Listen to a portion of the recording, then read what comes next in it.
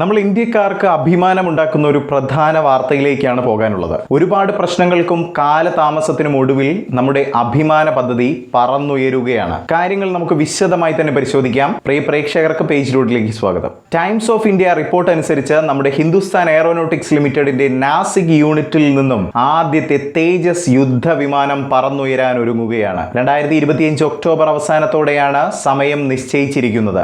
ഇത് ഇന്ത്യയുടെ തദ്ദേശീയ പ്രതിരോധ നിർമ്മാണ മേഖലയ്ക്ക് ഒരു പ്രധാന നാഴികക്കല്ല് തന്നെയാണ്. തേജസ് MK-1A നിർമ്മാണങ്ങൾ നടക്കുന്ന മൂന്നാമത്തെ ഉൽപാദന നിരയാണ് നാസിക്കിൽ സ്ഥിതി ചെയ്യുന്ന ഈ ഒരു യൂണിറ്റ്. പ്രതിവർഷം 8 ജെറ്റുകൾ വരെ ഉൽപ്പാദിപ്പിക്കാനാണ് ഇത് സജ്ജീകരിച്ചിരിക്കുന്നത്. അതുപോലെ തന്നെ ബാംഗ്ലൂരിലെ മറ്റു 2 ലൈനുകൾ കൂടി കണക്കിലെടുക്കുമ്പോൾ HALന്റെ മൊത്തത്തിലുള്ള ശേഷി പ്രതിവർഷം 24 തേജസ് യുദ്ധവിമാനങ്ങൾ നിർമ്മിക്കുക എന്നതാണ്. മെയ് മാസത്തിലായിരുന്നു നമ്മുടെ തേജസ് ജെറ്റ് പുറത്തിറക്കാൻ കമ്പനി ആദ്യം പദ്ധതിയിട്ടിരുന്നത്. എന്നാൽ ചില സാങ്കേതിക പ്രശ്നങ്ങൾ കാരണം പരിപാടി മാറ്റിവെക്കുകയായിരുന്നുവെന്ന് ഹിന്ദുസ്ഥാൻ എയറോനോട്ടിക്സ് ലിമിറ്റഡ് വൃത്തങ്ങൾ അറിയിച്ചു. എന്നാൽ ഇപ്പോൾ വിക്ഷേപണത്തിനായുള്ള പുതിയ തീയതി ഒക്ടോബർ 17 എന്നത് പ്രഖ്യാപിച്ചിരിക്കുകയാണ്. അഭിമാനകരമായ ഈ ചടങ്ങിൽ നമ്മുടെ പ്രതിരോധ മന്ത്രി രാജ്നാഥ് സിംഗ് അടക്കം പങ്കെടുക്കാനാണ് സാധ്യതയുള്ളത്. തേജസ് MK-1A പദ്ധതിക്ക് ആവശ്യമായ flight clearance directorate general of aeronautical quality അഷുറൻസിൽ നിന്നും ലഭിച്ചു എന്നതാണ് നമുക്ക് മനസ്സിലാകുന്ന വിവരം.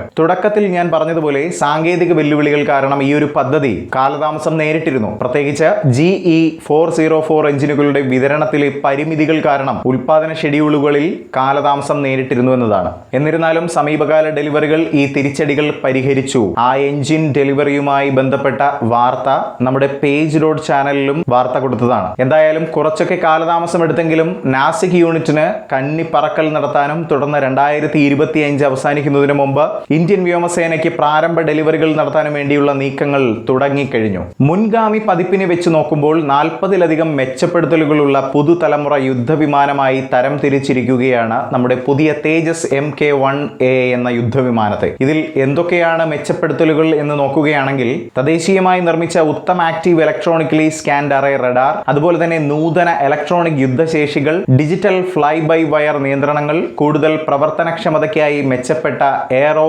ഡൈനാമിക് ഡിസൈൻ എന്നിവയുൾപ്പെടെയുള്ള അത്യാധുനിക ഏവിയോണിക്സ് ഇതിൽ ഉൾപ്പെടുന്നുണ്ട്. വരും വർഷങ്ങളിൽ 70%-ലധികം തദ്ദേശീയ ഉള്ളടക്കം പ്രതീക്ഷിക്കുന്നതിനാൽ പ്രതിരോധത്തിൽ സ്വയം പര്യാപ്തതയിലേക്കുള്ള ഇന്ത്യയുടെ നീക്കത്തിന്റെ ഒരു പ്രധാന ഘടകമാണ് തേജസ് MK-1A എന്ന് തന്നെ പറയണം. ബിയോണ്ട് വിഷ്വൽ റേഞ്ച് മിസൈലുകൾ ഉൾപ്പെടെയുള്ള വൈവിധ്യമാർന്ന ആയുധ സംവിധാനങ്ങൾ ഈ വിമാനത്തിൽ ഘടിപ്പിക്കാൻ കഴിയുമെന്നതാണ്. കൂടാതെ വേഗത്തിലുള്ള അറ്റകുറ്റപ്പണി, ടേൺ അറൗണ്ട്, ഇൻഫ്ലൈറ്റ് ഇന്ധനം നിറയ്ക്കൽ കഴിവുകൾ തുടങ്ങിയ പ്രവർത്തന കാര്യക്ഷമത മെച്ചപ്പെടുത്തലുകൾ വാഗ്ദാനം ചെയ്യുന്നു. പഴകിയ MiG-21 സ്ക്വാഡ്രനുകൾ പോയതോടെ തേജസ് വിമാനങ്ങൾ സേനയിൽ ചേർക്കേണ്ടതിന്റെ ഒരു ആവശ്യകതയും നിലനിൽക്കുന്നുണ്ട്. കന്നിപ്പറക്കലിന് തൊട്ടു പിന്നാലെ തന്നെ ആദ്യത്തെ 2 തേജസ് MK-1A ജെറ്റുകൾ IAFന് എത്തിക്കാനുള്ള നീക്കത്തിലാണ് ഇപ്പോൾ ഹിന്ദുസ്ഥാൻ എയറോനോട്ടിക്സ് ലിമിറ്റഡ്. ഇപ്പോൾ പറന്നുയരാൻ ഒരുങ്ങുന്ന തേജസ് നിർമ്മിച്ച HALന്റെ നാസിക് ഡിവിഷനിൽ ആകെ 2207 ജീവനക്കാരാണുള്ളത്. ഇതിൽ 1188 സാങ്കേതിക വിദഗ്ധരും സാങ്കേതിക പിന്തുണയ്ക്കായി